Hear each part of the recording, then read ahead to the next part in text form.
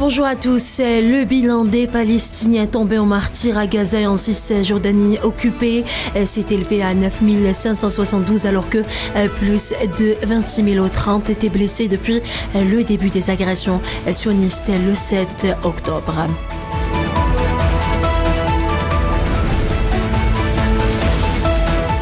Un nombre indéterminé de martyrs et de blessés a été enregistré samedi soir lors de raids de l'aviation de l'entité sioniste contre des maisons et des quartiers dans la bande de Gaza.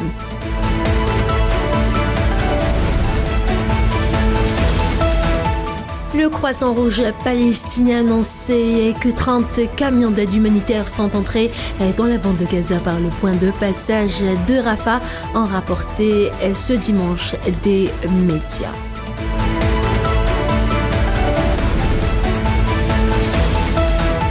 Le secrétaire général de la Ligue arabe, Ahmed Aboulraït, a lancé samedi un appel urgent aux membres du Conseil de sécurité de l'ONU pour intervenir et mettre fin à l'agression sioniste contre le peuple palestinien dans la bande de Gaza et la Cisjordanie occupée.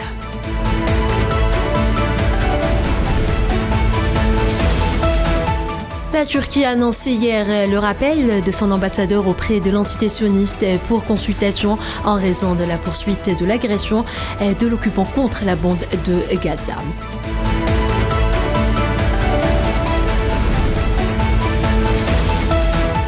Le ministre iranien des Affaires étrangères Hossein Amir Abdollahian a appelé à des efforts internationaux sérieux pour mettre fin aux crimes des forces d'occupation sionistes contre les Palestiniens dans la bande de Gaza et en Cisjordanie occupée.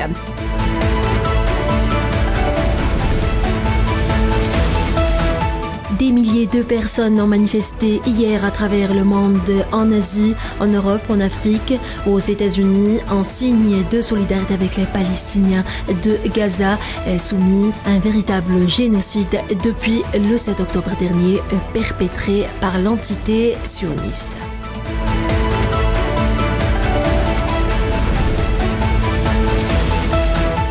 Voilà pour ce qui est des derniers développements en Palestine. Dans le reste de l'actualité, les équipes des Nations Unies au Népal s'activent à la suite du tremblement de terre dévastateur qui a secoué l'ouest du pays dans la nuit de vendredi, a indiqué l'ONU, soulignant que les enfants et leurs familles étaient les plus menacés.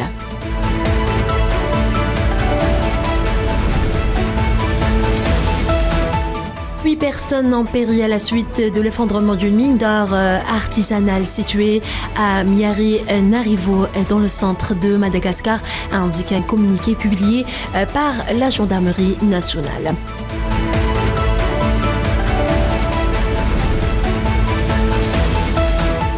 15 civils ont été tués hier dans la capitale soudanaise, Khartoum, théâtre de combats meurtriers entre l'armée et les forces de soutien rapide, rapporté des médias citant une source médicale.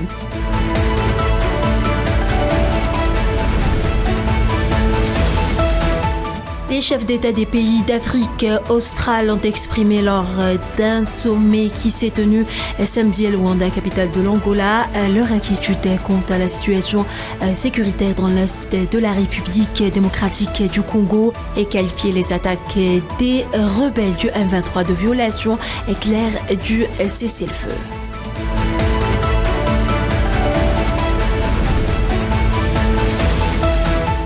Le Premier ministre australien Anthony Albanese est arrivé hier en Chine pour un voyage de 4 jours, signe du réchauffement des relations bilatérales après des années plus tumultueuses en raison de différends économiques et politiques.